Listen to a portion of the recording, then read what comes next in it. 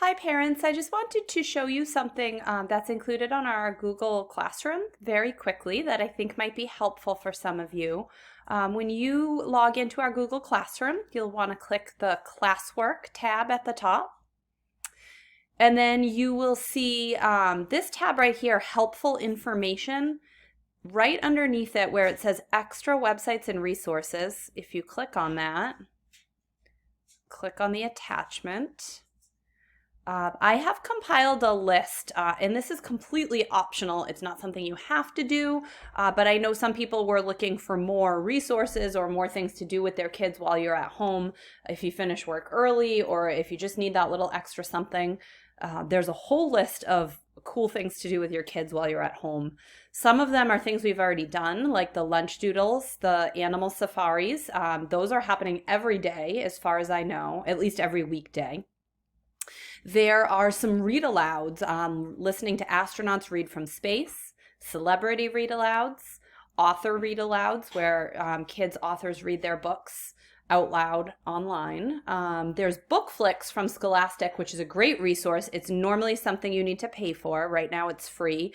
And it puts a fiction and a nonfiction book together that are kind of related. And then there's a small lesson afterwards that the kids can do, which helps them with it. It's tied right to all of our reading standards that we teach in school. So that would be great extra work to do at home.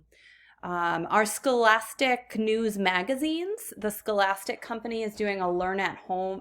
They offered some Learn at Home resources for this time.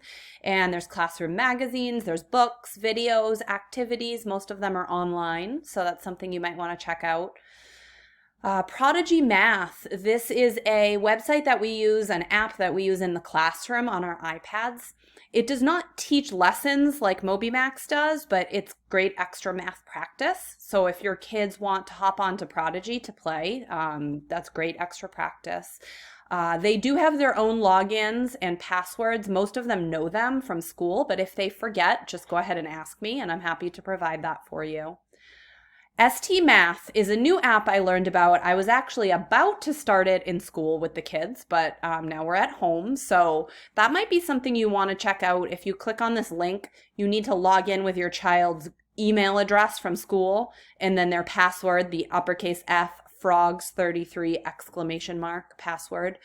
ST Math is awesome. It's all very intuitive. They need to problem solve. There's not really much language involved with it, but it's a really cool app that they might want to check out. Mystery Science Learn at Home. Mystery Science is another website we use in the classroom for some of our science lessons and activities, and it also follows nice and closely with our science standards, so that's something you could check out. Kids love Go Noodle. We do movement breaks every day with Go Noodle in the classroom, and they also have calming breaks, breathing and other activities if you just need your kids to get moving, if it's a rainy day or you can't get them outside at the moment. Go Noodle's a great resource. And then there's a couple more things down here, some mindfulness videos that one of our teachers at school, Mrs. Stack, has published on YouTube.